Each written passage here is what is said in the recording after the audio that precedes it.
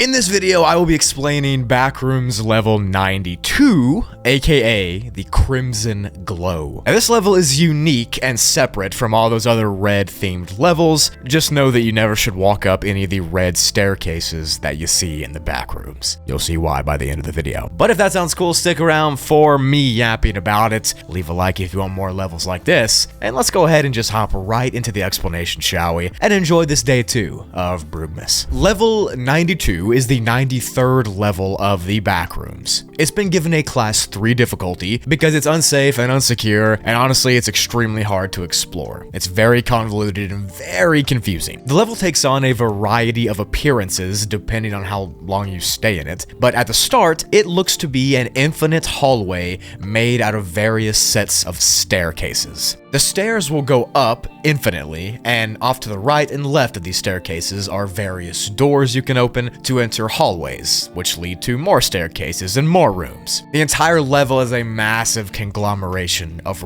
red halls, stairs, corridors, and everything like that. Everything in this level, and where it gets its name from, is glowing red. It's a soft crimson hue from beneath the layers of the level. Most levels in the Backrooms that take this red appearance are dangerous. They're extremely dangerous with entities and stuff. This one is not safe by any means, but it's not dangerous outright. It's just very, very difficult to explore and walk through. When you begin your journey through the crimson halls and stairs on this level, you'll begin at the very start of this red staircase. The stair itself is made out of some sort of hard tile-like material that glows red from beneath its surface like a glow stick. Around you, you'll notice black-colored walls and ceilings and really nothing else of note. It's kind of nondescript. There's smooth and slow jazz playing and emanating from an unknown source, and that sound will follow you as far as you go and as deep as you go into the confusing labyrinth of this level. No matter if you go into a room or a hallway or open up as many doors as you want to, you'll still hear the same music. The staircase itself possesses strange properties in its physical design. The main one being, if you sit down on one of the stairs, you'll begin to get nauseous and sick, and your stomach will be very uneasy. And if you sit down for too long, you're probably gonna pass out. The level seems to make people uneasy and paranoid if they sit in one place. It kind of pushes you forward to keep walking up the stairs. Once you walk up this red staircase for an unknown amount of time, you'll notice the first of millions and billions of doors that you can walk through and open. Opening this door will lead you to a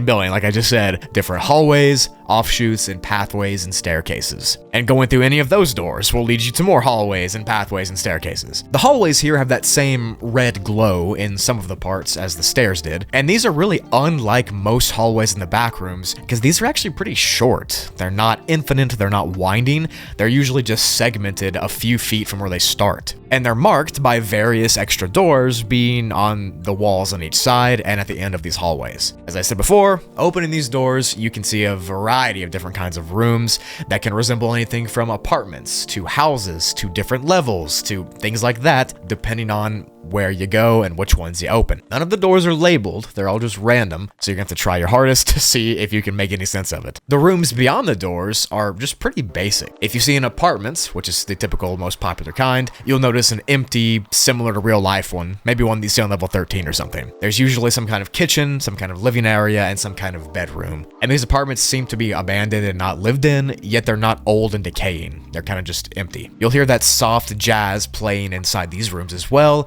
even though there's no really known place where it's coming from. There's no visible speaker. This level is just this giant Rubik's Cube of staircases and like chutes and ladders that go up and connect to different halls and floors, all of which are crimson red, and it just is very odd to explore because it kind of feels like an experiment, like you're a rat in a maze or something. The air here smells like a hotel, sort of. It's clean and it's sterile, and there's really just nothing else here except you. Just you, the music, and the glowing red. There are, however, various events that you can experience while walking through this massive complex, and a few of them have been documented, and I'll get into them now. Warning, they're very strange, very weird, very backroomsy, so buckle up and get ready. Event number 1 is the most common type of event that you'll experience here, and it happens when a person, or you in this case, stumbles upon a random person or entity or something watching TV in one of the apartments vents that you can open from the hallway. If you see this, the person watching the TV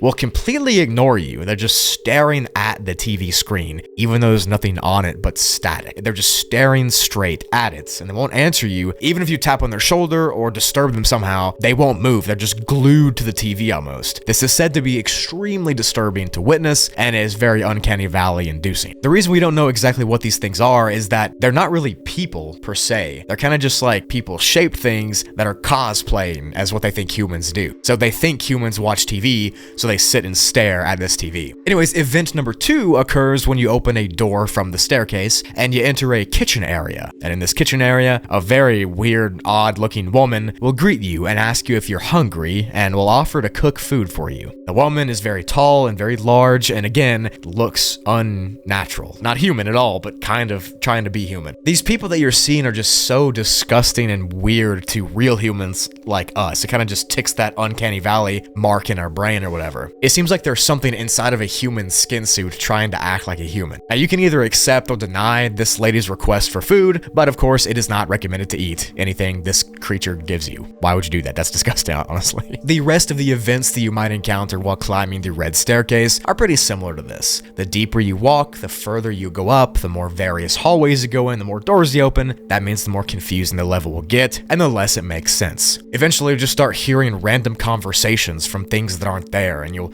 see shadowy humans through the windows, and various corridors will seem smaller than they are, or bigger than they are, and nothing is normal. Everything feels like it plays by different rules from our reality. It's like you walked into a different dimension, but you're invisible or something. You see these shadow beings walking around and you try to talk to them because they look human, but they don't answer you or even acknowledge your presence. The longer you stay here in these hallways and in this main staircase, the more your mind will begin to fade away and essentially shred itself like paper. Because there's so many turns, so many things you can do that you get like decision fatigue and you can't remember where you started or where you're going, and you're just in this infinite game of chutes and ladders and this gigantic maze, not knowing where you're at. And you can get lost very easily here because everything is so cramped and there's no long corridors and it's just very, very confusing. And if you don't follow the same path that you need to take, you can get lost pretty easily, which is bad because this level is literally infinite. It's huge. And you also need to follow specific instructions to escape this huge staircase. You can open up a bunch of various doors that might lead to other levels, like level 0 or 5 or even 9 in some cases. Because like I said, some of the doors do open to different levels, which is an easy way out, but some of them don't, because you gotta open up a bunch of doors to figure out what works. Just try not to get lost while doing so. To enter the level, you have to jump through random holes in the wall of level 34, and that is actually the only way to get here. But if you find yourself here, you might regret coming. It's too difficult to leave. It's very hard. This level is kind of similar to me to Stan's Mindscape from Gravity Falls when they go inside his head and they see all those doors and all those paths. That's exactly what it's like here. There's even different doors that lead to stuff that make no sense, and it's just very weird. It's like you're inside of the head of the giant or something. I don't know. It's all here. There's strange music, there's strange layouts, there's weird people that aren't really people, and they kind of seem like an alien trying to act like a human or play human. I don't know. Very weird. Leave a like if you enjoyed it.